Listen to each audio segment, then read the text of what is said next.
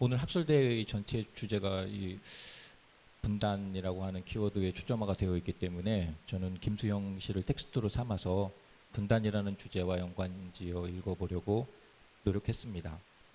먼저 서론격 1번 챕터에는 전쟁이라는 큰 타자라고 하는 제목을 붙여봤는데요.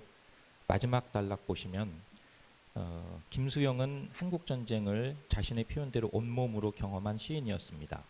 자이든 타이든 의용군으로 참전했었고 그로 인해 겪었던 가족사의 우여곡절은 익히 알려진 사실과 같습니다. 그런데 의외로 180여 편을 넘어서는 김수영 시세계에서 한국전쟁을 직접적으로 다룬 작품은 극소수에 불과합니다. 그 누구보다도 시대적 정서에 민감했고 어떤 시인의 견주어도 전위적 감각의 운산에 뒤지지 않았던 김수영이 스스로의 신체로 경험했던 민족적 비극이자 인류사의 모순을 상징하는 제도에 대해 적극적으로 시화하지 않았던 것입니다. 그 이유가 궁금하지 않을 수 없는데요. 다음 페이지 서론격 마지막 단락 보시면요. 이처럼 이 글은 김수영 시세계의 전쟁 체험이 직접적으로 소재화되지 않았던 이유가 무엇일까라는 단순한 호기심에서 출발합니다. 그 문제는 예의 김수영이 필연적 화두로 삼았던 자유라는 문제와도 연동될 것입니다. 양자를 묶어보면 김수영 시에서 비루한 일상과 언어의 자의식은 분단이라는 원체험의 변주된 이미지일 것이요. 자유로 수렴되는 존재로는 분단 극복의 미학적 지평일 수 있겠습니다. 본 발표문은 이러한 입론의 논고로서 구성될 텍스트 외부를 일부나마 확장하려는 실론적 성격을 지닙니다. 요컨대 많이 알려진 사실이지만 김수영은 의용군으로 6.25에 참전을 했었고 살아남기 위해서 묻었던 군복을 다시 찾아 입는 등의 그 인생에서 잊지 못할 경험을 했는데 그 전쟁을 직접적으로 구체적으로 소재화한 시가 많지 않은 이유는 무엇일까?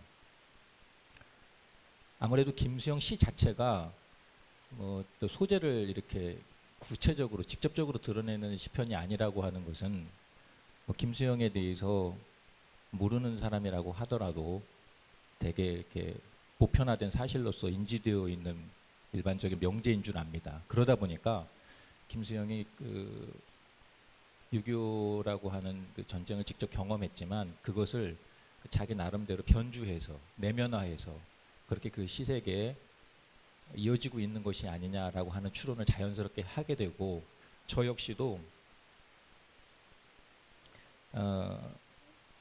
본론 2장부터 몇 가지 키워드에 주목해서 거기에 대한 대표적인 예시를 이렇게 소개하는 방식으로 말씀을 드렸는데요. 그 키워드를 함은 첫 번째는 그 이념, 사상적인 것. 두 번째는 소리, 음성, 언어와 관련된 것. 세 번째는 그 태도, 포즈. 그렇게 세 개 키워드를 꼽아봤습니다. 그래서 그것을 중심으로 말씀을 드리겠습니다. 58페이지 2번 장에 이념, 부재의 상상이라는 제목을 붙여봤는데요. 그 전쟁의 충격과 전쟁 체험이라고 하는 전쟁이라고 하는 큰 타자를 직접 몸으로 겪으면서 그것을 김수영이 시화하는 데 있어서 그것과 연관된 소재 중에 하나는 사상일 것이다, 이념일 것이다 라는 그런 요지 입론입니다. 그 본론 두 번째 단락을 보시면요. 그러니까 전쟁의 원체험과 관련해서 유념해야 될 부분이 있다면 사회주의 사상에 대한 김수영의 무의식일 것입니다. 의용군 경험, 임화와의 관계, 쿠바 혁명에 대한 동경, 시 김일성 만세 등은 사후적으로 김수영의 사회주의에 대한 강렬한 인상을 지시합니다. 물론 한국전쟁을 전후해서 교조적 이념을 향한 반성의 흔적은 분명합니다. 53년에 발표된 여러 텍스트들은 시대가 강제한 전향의 기록임이 분명합니다. 그럼에도 불구하고 그 이념의 자유는 김수영이 일생 동안 지향한 화두와도 같았습니다. 하지만 사회주의 구체태는 현실에 부재하는 상상의 영역임을 알기에 현실과 상상의 경계를 초월하려는 욕망이 김수영의 문학적 자의식을 형성하는 중요 기제로 자리하게 되었습니다.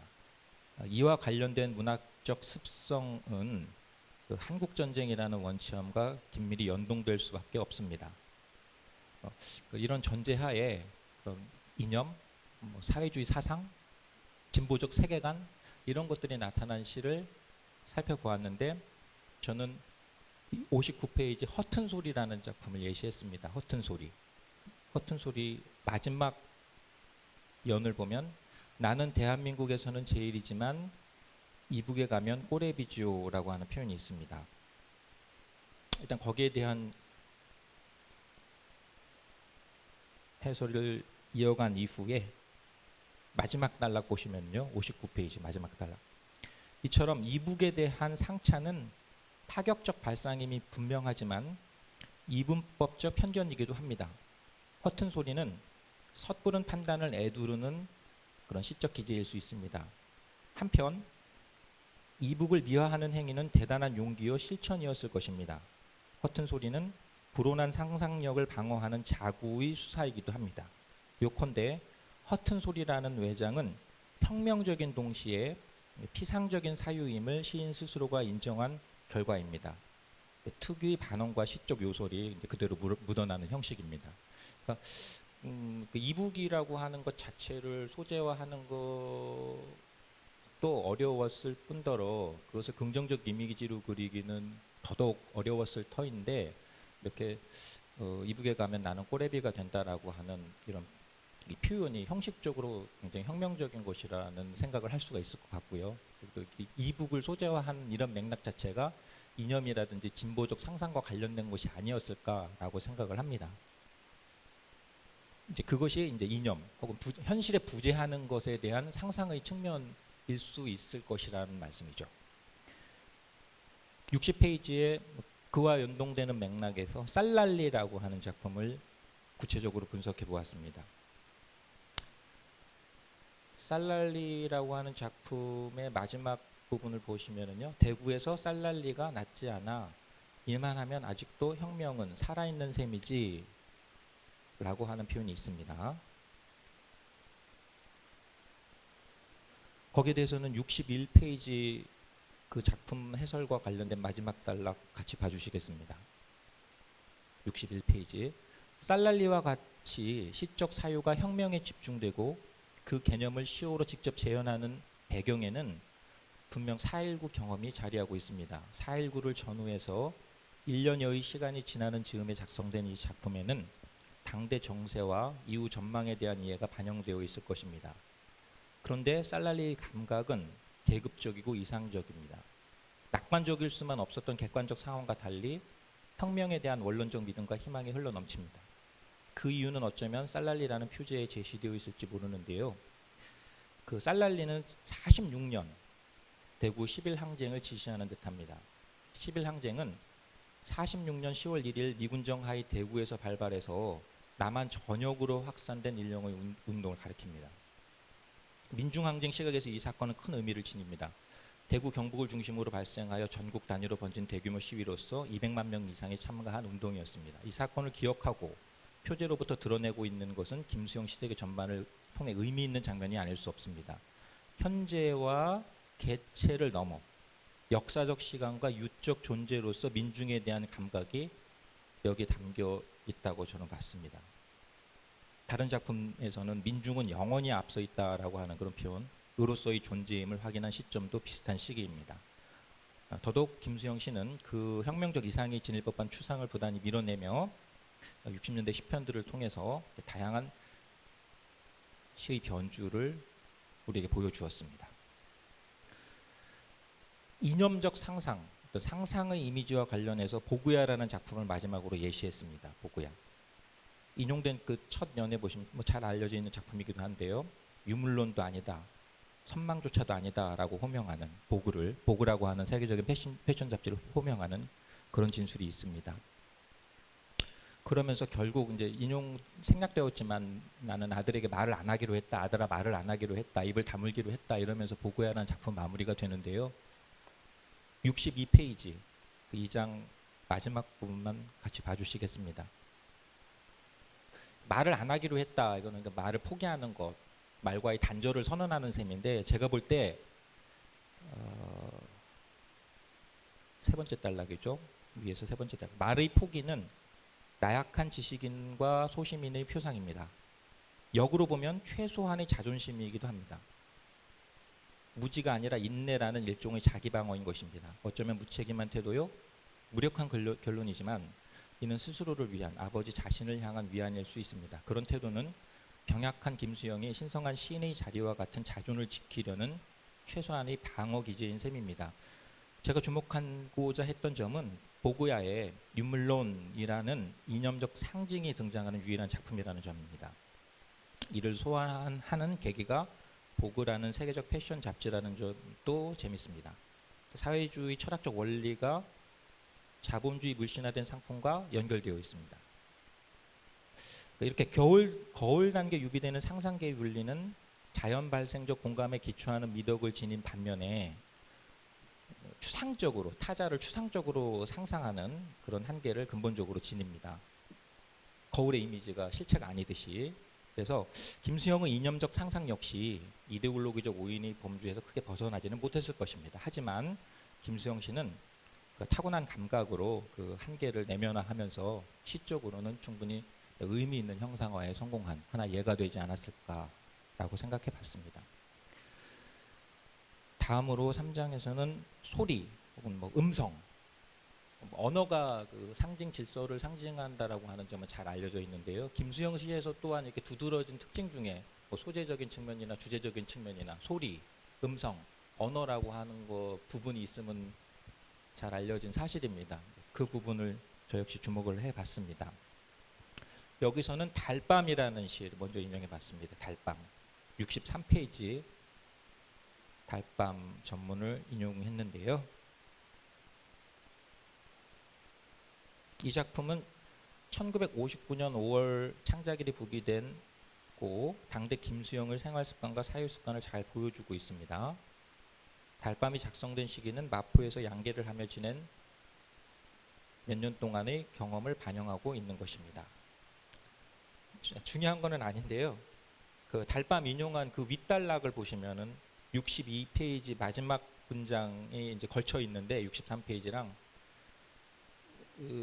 김수영이 전쟁이 끝나고 부인과 재회를 해서 이제 분가를 하고 또 마포 구수동으로 이사하게 되는 그런 개인 이력도 잘 알려진 사실인데 그 각주 12번을 보시면은요. 김수영이 마포 구수동으로 이사한 게 그간은 55년으로 알려져 있었는데 김수영 전집의 연보에도 그렇게 기록되어 있고요. 이번에 그 김수영 그 50주기 기념 행사를 하면서 인구가 되는 과정에서 그 해가 56년으로 밝혀졌다고 합니다. 그래서 1년의 시점 차이가 있었던 것을 아직까지는 잘 알려져 있는 사실이 아닌 것 같아서 말씀드리고 싶었고, 기존의 김수영 연보는 이렇게 아시는 것처럼 부인 김연경 여사의 기억이라든지 회고 이런 거에 의존한 바도 많이 있었는데 객관적 사실은 아닙니다만 김연경 여사가 그 한국 전쟁을 전후한 그런 좀 혼란의 시기에 김수영과 헤어졌던 시간을 조금이라도 줄이기 위해서 시간을 이렇게 앞당긴 것이 아니냐, 그래가지고 지금까지는 55년으로 알려졌던 것이 아니냐라고 하는 일설이 있습니다. 중요한 것도 아닌데 오랜 얘기를 해서 죄송하네요. 네, 어쨌거나 이 달밤이라는 시는 이렇게 조용한 달밤이라고 하는 시간적 배경 속에서 피로에 대해서 이야기하는 작품입니다. 50년대 중반 이후에 김수영의 그 사적인 배경이랄까요? 전기사적 배경이 긴밀히 연동되어 있는 작품이기도 하고요. 비슷한 맥락에서 64페이지 그러니까 소리, 음성, 언어 관련된 부분의 예로서 거위 소리를 예시해 봤습니다. 거위 소리는 짧은 작품으로 눈으로도 금방 보입니다. 64페이지 마지막 단락 보시면 64년에 발표된 이 작품 역시 무르익은 마포 생활의 한 결과로 볼 수 있을 듯합니다. 소음에 민감했던 김수영에게 거위 소리는 발갑지 않았을 것입니다. 그런데 어쩐 일인지 이 작품에는 그지없는 평화의 기제로 묘사됩니다.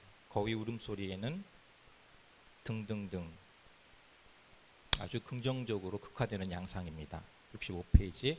설명이 불필요한 평이한 진술이지만 이행 밤이라는 시간에는 주의를 집중할 필요가 있겠습니다. 만약에 이 밤이 이 모든 행에 작용하는 시간적 배경이라면 시인은 이 모든 긍정적 현상을 지배하는 밤의 정령으로 거의 소리를 만난 셈입니다. 군더더기 없는 묘사와 비약적 시상 전개는 김수영식 파격에 값할 만합니다. 그럼에도 불구하고 개연성이 적은 주관적 선언만이 정경화되고 있기에 무리한 전개일 수밖에 없습니다. 거의 소리는 평화로운 마포 생활이 낳은 행복한 소음이겠지만 치기 어린 주술의 범주를 벗어나기는 힘든 작품입니다. 제가 보기에. 그럼에도 불구하고 까다로운 김수영이 이런 밤의 순수한 정령 앞에서 순수한 내면을 드러내는 몇 안 되는 작품이기도 한 것 같습니다. 한편으로 이 작품을 긍정적으로 해석하는 입장에서는 각주 14번에 인용해 나왔듯이 이런 반동적 상황에, 혁명 직후에 어려운 상황에 김수영의 내면을 소상시키는 계기로 이 작품이 긍정적인 측면을 부각시키는 그런 견해들도 여럿 있습니다. 언어와 관련해서 말이라는 작품을 65페이지, 6페이지에 걸쳐 전문 인용해 보았습니다. 언어를 표제로 내건 김수영의 대표적인 작품인데요. 66페이지 중간 단락 봐주시겠습니다. 죽음과도 같은 현실 속에서 말은 무성의한 태도로 전환되거나 아예 사라집니다. 내 말은 아니다, 내 말은 아니다, 이런 표현을 설명한 것입니다. 이러한 관념적인 진술은 인과론적 단절이거나 비약일 법도 합니다. 하지만 아내, 자식, 친구 등과의 친밀한 관계 속에서도 근본적 벽은 빈번히 발견됩니다. 관계의 한계는 인간이 선험적으로 지닌 운명에 가깝습니다. 이처럼 무언의 말은 생활 속에 숨어있는 진리, 언어가 지닌 도구로서의 한계를 지시하는 시적 표현일 수 있습니다. 화자는 자연, 우연성, 정멸 등의 감각을 체현하는 대상의 말을 등치시킵니다. 그런 말은 고지식한 태도로는 이르지 못할 일종의 물질적 상태일 것입니다. 이는 정형화된 감각일 수 없으며 결국 인간 혹은 주체를 넘어서는 무엇입니다. 그렇듯 사물로서의 말이 지닌 감각을 계절의 말이다 혹은 내 말이 아니다 라는 이런 표현으로 음흉스럽게 재현하고 있는 작품이 이 말이라고 하는 작품인 것 같습니다. 이처럼 그 다음 단락 마지막 문장을 보시면 김수영은 언어라는 상징 질서를 매개로 존재 자체를 타자화하고 이러한 모범의 극단적인 측면에 언어 넘어 실제를 지시하는 그런 포즈가 이어질 것이다 라고 보았습니다. 그래서 본론의 마지막 장은 포즈라고 제목을 잡아봤습니다. 태도. 김수영의 시적 태도가, 시에서 취하는 태도가 일상을 많이 소재로 하고 위선적이고 위약적인 포즈를 취하고 있다라고 하는 것도 잘 알려져 있는 사실인데요. 그것은 이제 현실이나 상상과는 다른 그런 언어로서 표현하지 못하는 무엇인가를 말하고 있는 측면이 분명 매개되어 있지 않겠는가 라는 단상을 좀 집중해 보았습니다. 그와 관련해서 김수영이 취한 현실 너머의 그 포즈, 현실에 존재하지 않는 위약의 포즈로서 그가 말하려고 했던 것과 관련해서 제일 먼저 주목한 작품은 67페이지 잔인의 초라는 작품입니다. 초등학생한테 한번 잔인해봐라, 요놈, 애미 없는 놈, 죽어라, 이런 표현으로 잘 알려져 있는 작품입니다.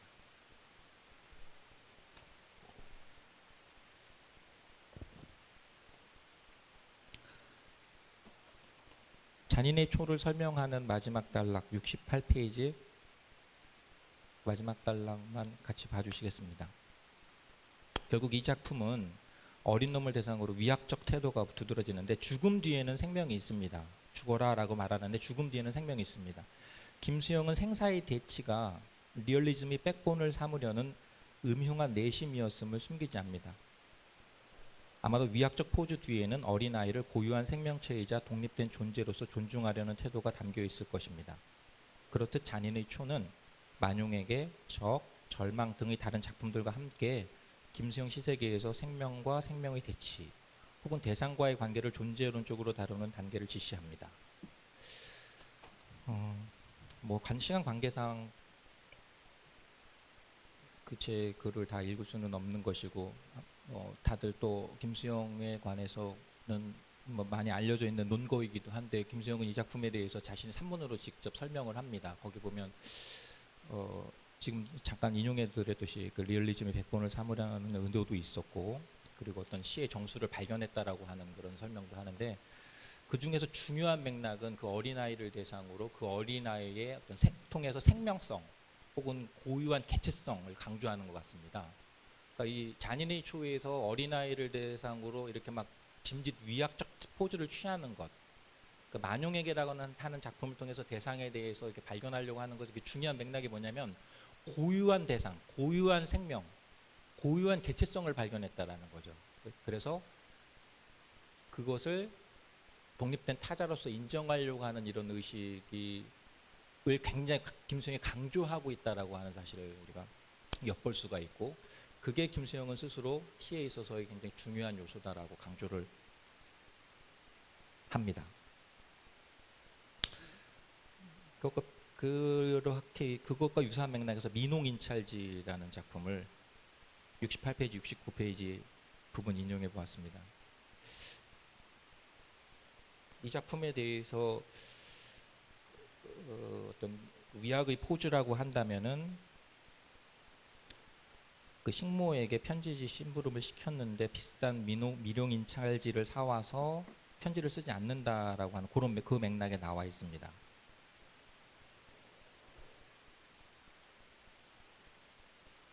69페이지 중간 이제 단락인데요. 민홍인찰지를 설명하는 마지막 단락입니다.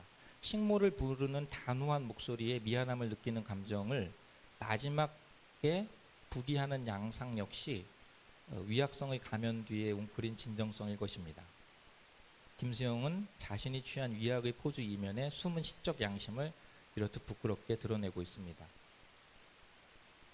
위약의 포즈가 어떤 것인지를 보여주는, 위약의 포즈를 취하는 김수영식 방식에 해당되는 하나의 작품이 될 수 있다라고 판단한 근거가 바로 이런 것입니다. 마지막으로 어느 날 고궁을 나오면서를 분석했습니다.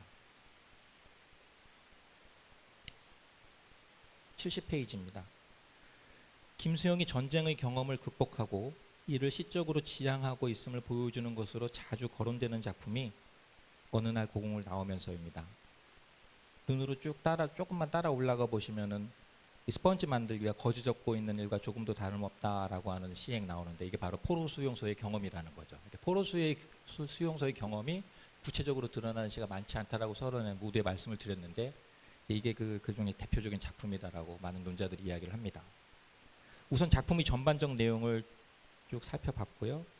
어떤 그 남정현 분지 필화 사건을 소재로 해가지고 자신의 부끄러움을 이야기하는 어떤 그 정세에 대한 현실 인식을 하고 있음을 알 수가 있습니다.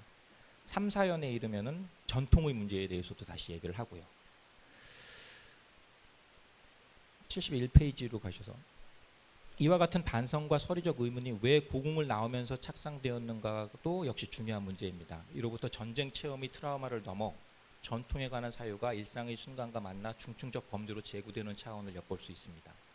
단순한 역설 구조를 넘어서는 김수영 씨의 확신이 담겨 있으라고 봅니다. 이처럼 고궁은 분단 극복의 일상 혹은 현실을 사유하는 김수영식 공간 혹은 실제의 한 상징일 것입니다. 김수영이 고궁을 매개로 상상한 비실제의 이미지는 윤리적 공동체의 감각으로 수용할 만합니다. 이 작품에는 앞서 봤던 잔인의 초에 나타난 타자성의 확신, 민홍인찰지와 같은 역설적 위학의 포즈에 기반해 있습니다. 나아가 자연을 대상으로 스스로의 존재를 반문하며 자기 정체성을 포기하는가 하면 그 자체로 특이성과의 조우를 체현하고자 합니다. 이러한 면모가 김수영 씨가 언어의 상징, 그 사전적 언어의 의미망을 넘어서서 이른바 어떤 실제에 닿으려고 했던 그런 흔적이자 지평이 아닐까라고 해석해 보았습니다. 요약을 해보면 보론 첫 단락입니다. 김수영에 대한 조명은 과잉이라고 할 수 있을 정도로 상당한 수준에 이르는 게 사실인데요. 그럼에도 불구하고 그에 관한 분석은 새롭게 끊임없이 제기되고 있습니다. 이러한 실정은 김수영 씨의 현대성을 증거하는 좌표요, 그 문학사적 의미를 실증하는 상징적 사례일 것입니다. 이 글은 분단과 그 변용의 양태라는 관점에서 김수영 씨를 다시 보았고, 그 핵심에 소시민의 내면에 담긴 비애, 짐짓 취한 위약의 포즈 이면에 흐르는 윤리적 태도가 놓인다고 보았습니다. 마지막으로 어느 날 고궁을 나오면서와 유사한 맥락에서 파리와 더불어는 작품을 주목해야 한다라는 말씀을 드렸고요. 제 입장을 72페이지, 73페이지 걸쳐서 설명해 보았습니다. 마지막 단락만 끝으로 봐주시겠습니다. 김수영은 언어를 통해 언어를 넘어선 대표적 예시로 문학사에 기록되었습니다. 73페이지입니다. 나약하면서도 거침없는 그 시적 모험은 일종의 윤리학의 파레시아적 태도에 비견될 만합니다. 김수영 시는 적어도 비판적 태도의 계보학을 환기하는 포코식 문제화의 시적 전원인 것입니다. 이는 어쩌면 분단의 체험이 가져다준 인식론적 단절, 그 극복을 위한 시적 도전으로서 파레시아를 향한 실천적 노력의 흔적이 아니었을까요? 분단은 이미 적어도 그의 시적 사유 내에서는 극복을 넘어 새로운 단계로 제구되고 있는 형국이었습니다. 워낙 김수영 시세계 자체가 추상적이고 어렵고 방대하기 때문에 분단과 분단 극복이라고 하는 주제로 일별해 보려고 노력했을 부분적인 이미지로 자의적 조합하는 방법밖에는 없었습니다. 오늘의 문제 제기와 이어지는 토론의 가르침을 발판 삼아 더 노력해서 보완하는 과정을 거쳐 나갈 것을 약속드리면서 부족한 발표 마치겠습니다. 네, 수고하셨습니다. 남기택 선생님의 김수영의 텍스트를 대상으로 해서 분단 극복 양상을 말씀해 주셨는데요. 김영미 선생님께서 대표질 해주시겠습니다. 부탁드립니다. 네, 안녕하세요. 공주대학교의 김영미입니다. 준비된 토론문을 읽는 것으로 제 소임을 다하도록 하겠습니다. 선생님의 그 논문을 감명 깊게 잘 들었습니다. 선생님께서는 분단과 그 변용의 양태라는 과정에서 김수영의 시를 분석하고 그 핵심의 소시민의 내면에 담긴 비애, 위약의 포즈, 그 이면에 숨은 윤리적 태도를 해명하고 계십니다. 분단이란 화소를 변주하는 몇 가지 키워드를 중심으로 논리적 전개를 치밀하게 보여주셨습니다. 이념, 소리, 포즈 등이 그 스펙트럼이라 하겠습니다. 끝에 보론으로 김수영식 윤리의 현재성이라는 글이 붙어 있습니다만 사실 이는 이 글 전체의 본론이라고 볼 수 있고 저는 가장 매력적으로 읽은 부분입니다. 치밀하고 정확한 판독이 돋보이는 글입니다. 김수영의 허튼 소리, 살랄리 등에 대한 그 분석 등이 그렇습니다. 성실하고 아주 예민한 분석임에도 불구하고 어떤 새로운 신선함을 발견하고자 하는 어떤 저의 욕망 이런 것에 조금 부족함이 있었다라고 생각되는 건데 이것은 선생님 개인의 문제가 아니라 사실은 김수영을 다시 말하기에 어려움이 아닐까 하는 생각이 들었습니다. 김수영에 대한 애정이 있는 연구자라면 누구나 부딪힐 수 있는 어려움일 수 있는데요. 그에 대한 긍정 일변도의 연구는 우리 시사를 위해서나 또는 시인 자신을 위해서도 바람직하지 않아서 또 다른 연구의 모멘텀에 우리는 놓여있지 않는가 이런 생각을 해보았습니다. 선생님의 글을 읽으면서요. 관련하여 몇 가지 의문사항을 제기하고자 합니다. 첫 번째, 분단에 관한 문제입니다. 선생님께서는 큰 타자로서의 전쟁을 들고 있는데요. 이는 당연한 제기입니다. 이와 동시에 가장 중요한 핵심은 김수영이 어떻게 그 전쟁을 통과하고 있었는지를 해명하는 것이 중요한 과제가 아닐까 생각해 보았습니다. 민족 분단과 왜곡 의존, 국내 부패 등 모순을 자각하는 과정에 대한 철저한 분석이 요구되는데 그것이 조금 너무 번박하게 넘어가는 것이 아닌가 이런 생각이 들었습니다. 그것은 비시적 요소라는 판단 때문만은 아닌 것 같다라는 생각입니다. 둘째, 분단의 비극과 모소운을 담고 있는 작품들은 적지 않은데 신동엽은 그 한 예가 될 수 있습니다. 신동엽이 보여주는 저항성에 비하면 김수영의 시는 온건하고 매우 지적이라고 할 수 있는데요. 그것은 그의 시가 보여준 풍자와 역설을 통해 극복하고자 했던 모더니즘의 문제 때문에 기인하는 것이 아닐까 그런 생각을 해보았습니다. 셋째, 김수영 시에 대한 통념이 지나치게 우리 문단을 지배하고 있는 것은 아닌가 이런 생각을 해보았는데요. 그것은 김수영 시에 대한 해석의 화석화를 가져오는 문제여서 선생님께만 드리는 질문이 아니라 우리가 다 같이 한번 고민해 봐야 되는 문제가 아닌가 생각해 보았습니다. 이에 대한 선생님의 견해가 듣고 싶습니다. 네 번째는 시의 해석에 있어서 지나친 비유나 코노테이션에 매여서 어떻게 본다면 단순하게 그가 바랬던 원 의미를 버리고 지나치게 전문화된 현상을 통해서 그의 시가 곡해될 수도 있는 것이 아닌가라는 생각을 해보았는데요. 어느 날 고궁을 나오면서 파리와 더불어 등이 그 한 예가 되는 것이 아닌가라는 생각이 되었습니다. 제목을 아주 쉽게 본다면 어느 날 그 평범한 삶의 불특정 시간에 옛 왕이나 귀족이 살았던 공간을 둘러보고 나오면서 다시 그렇지 않은 생동하는 서민의 삶으로 돌아오는 모습, 그 안에서의 그렇게 읽었을 때 이 시가 주는 분노의 역설을 이해할 수 있는 것은 아닌가, 이런 생각이 좀 들었습니다. 시에 의해 준비된 시각과 그 해석의 문제에 관하여 다시금 생각하게 됩니다. 그것도 우리 학계가 갖는 중요한 오류 중에 하나는 아닐까 생각해 보았습니다. 김소영의 분단의식이 진실을 말하는 용기, 위험을 감수하는 말하기에 푸코식 파레시아와 연결되는 선생님의 결론을 아주 감명 깊게 읽었습니다. 고맙습니다. 제 글의 전반적인 강평이 새로운 논거가 부족한 거 아니라는 말씀에 대해서는 공감하고 인정합니다. 첫 번째 질문도 전반적인 총평과 연동이 되는데, 지금 제 발표가 분단이라고 하는 소재를 가지고 김수영 씨를 분석하는 건데, 그렇다면 분단이나 혹은 분단 극복을 조금 더 정치하게 선생님 표현대로 따르면 모순을 자각하는 과정의 분석이 매개 되어야 된다. 그런데 그런 것이 너무 간과되고 있는 것 같다라는 말씀에 대해서도 역시 동의하고 인정합니다. 제가 생각할 때도 이른바 문학사회학적 분석 이런 과정을 정치하게 거치지 못한 소품에 불과합니다. 제가 소개시켜드렸던 작품 중에서 저는 이제 살랄리 같은 작품을 조금 남달리 봤었는데, 그때 그 해방 정국에서의 정치 투쟁이라든지 계급적 세계관에 대해서 김수영이 분명히 의식하고 있었다거나 혹은 이론적 근거를 가지고 있었던 것에 대한 하나의 근거가 바로 살랄리 같은 작품이 아닐까라고 저는 생각을 했거든요. 그래서 결국 그것을 말씀드려야 되겠다라고 생각을 하면서 찾아본 게 신문 기사밖에 찾아보지는 못했으니까 그런 이론적이고 문학사회학 분석이 부족한 것에 대해서는 어쩔 수 없는 오늘 제 발표의 한계인 것 같습니다.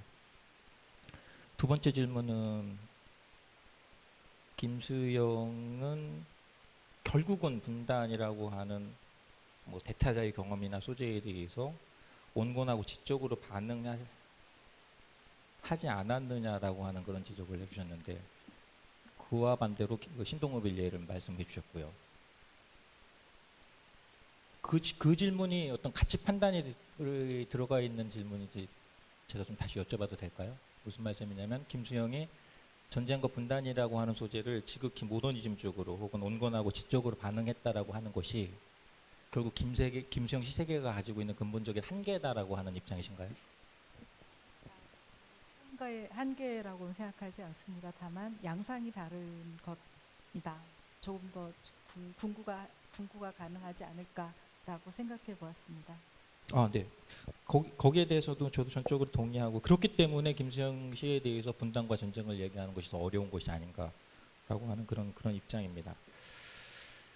그리고 세 번째 질문에서는 김수영 씨에 대한 해석이 이를테면은 어떤 참여시로서의 가치에 매몰되어 있고 그것이 해석의 화석화 경향으로 흐르고 있다라는 지적에 대해서는 일부는 동의하면서도 일부는 동의하기 어려운 게, 제가 본문에서도 그런 표현을 썼습니다마는 김수영 씨는 그동안에 많은 연구가 되어 있음에도 불구하고 제가 알기로는 가장 많은 문학 박사학위 대상으로 삼은 텍스트가 아닐까 싶은데, 그럼에도 불구하고 계속해서 소논문이나 그거에 대한 새로운 입장들이 나오고 있는 것은 김수영 씨 해석이 화석화된 것이 아니라 지금까지는 그랬을지 모르되 그것을 또 갱신하고 또 새로운 어떤 입장에서 설명하려고 하는 그 노력들의 현실적인 증거이지 않을까라고 생각을 하거든요. 일례로 바로 얼마 전에 그 김수영 50주기를 맞아서 1년의 심포지엄이 연일 지속됐었는데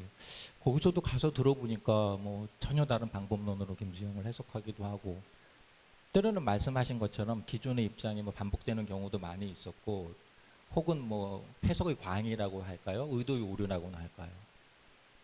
제가 볼 때도 김수영 뭐 그런 여러 가지 다양한 해석들 어떤 새롭게 갱신되는 김수영 씨 지평들 중에서 예를 들어서 김수영이 어떤 닉체적 사상에 의해 가지고 김수영 씨에게 주제의식을 꿰다든지 그의 일상적 위약의 태도를 초인 사상에 비유한다든지 하는 것은 제가 볼 때도 좀 오바 같습니다.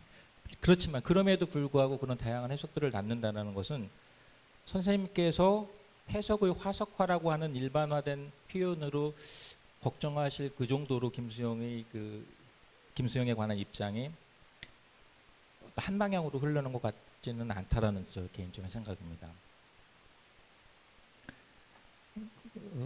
그리고 이제 마지막은 좀 디테일한 질문을 해주셨는데요.